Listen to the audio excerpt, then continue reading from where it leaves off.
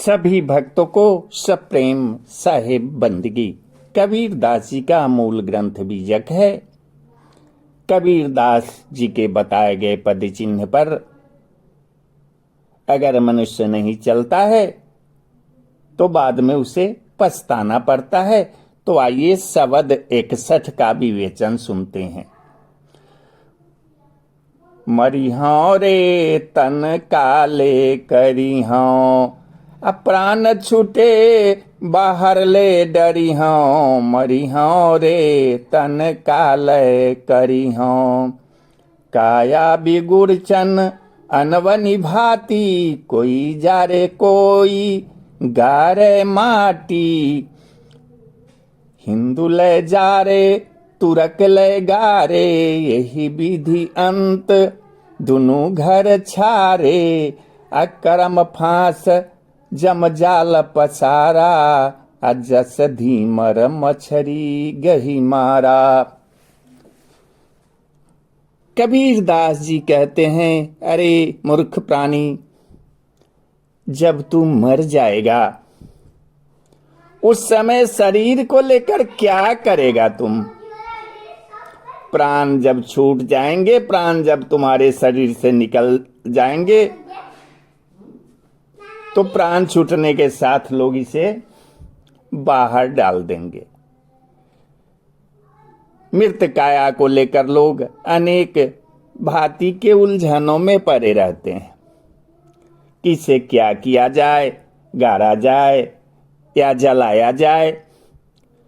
कोई इस शरीर को जलाकर नष्ट कर डालता है और कोई मिट्टी में गाड़ कर। हिंदू धर्म के जो मानने वाले लोग हैं उस शरीर को लेकर जला डालते हैं और मुसलमान गाड़ देते हैं।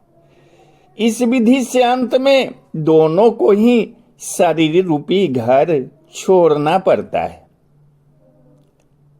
कर्म फांस के जाल को फैलाकर यमराज ने जीवों को उसी प्रकार फंसा लिया है जैसे धीमर मछलियों को जाल में फंसाकर उन्हें पकड़ लेता है और मार डालता है। कर्म को हम 3 भाग में बांट सकते हैं, पाप, पुण्य और सद्कर्म। लौकिक या पारलौकिक भोगों की कामना से किए गए अशुभ कर्म को पाप और शुभ कर्म को पुण्य कहते हैं। और जब सभी कामनाओं और रस लेने की प्रवृत्ति त्याग कर केवल कर्तव्य या परमात्मा के प्रसन्नता के लिए जो कर्म किया जाए उसे सद्कर्म कहते हैं।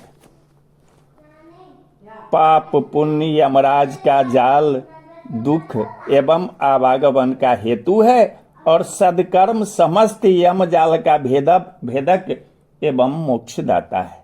अतः शरीर संसार की रसाशक्ति भोगाशक्ति को त्याग कर सद्कर्म करें।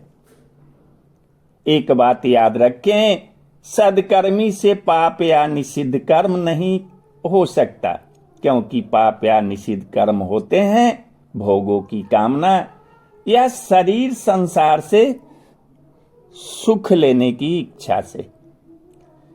सद्कर्मी जो होते हैं उनमें न तो भोगों की कामना होती है और न संसार में सुख लेने की इच्छा। अतः उससे अनुचित या निषिद्ध कर्म हो ही नहीं सकता। राम बिना नर होई हो कैसा, बांट बाज गोबर राजैसा। कहे कबीर पाछे पछितई हो, या घर से जब वा घर जई हो। कबीर दास जी कहते हैं कि हे मनुष्य, राम के बिना तुम्हारी दशा कैसे होगी? जैसे बीच रास्ते के गोबरैरा की कीट की होती है। कबीर साहब कहते हैं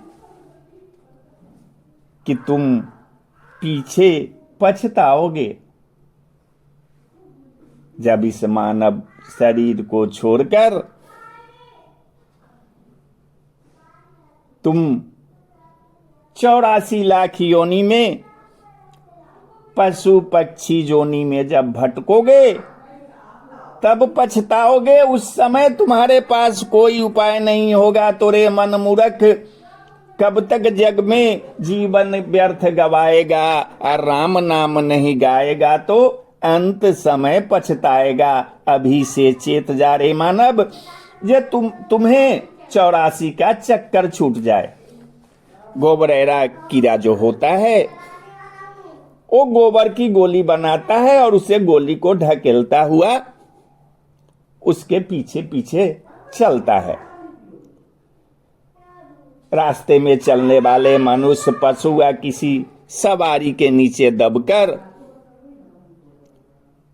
वो कीड़ा मर जाता है। इसी प्रकार मानव वासना युक्त कर्म की गोली बनाता है और उसी के पीछे पीछे व्यर्थ ही चलता मरता जन्मता रहता है। तो कबीर दास जी का कहने का अर्थ है कि ये जो मानव शरीर मिला है ये तुम्हें भक्ति के लिए मिला है। तुम भक्ति करके तुम मोक्ष को प्राप्त कर सकते हो। अब भी समय है, तुम राम का नाम जपो, तुम्हारा मुक्ति निश्चित है। साहेब बंदगी, साहेब बंदगी, साहेब बंदगी।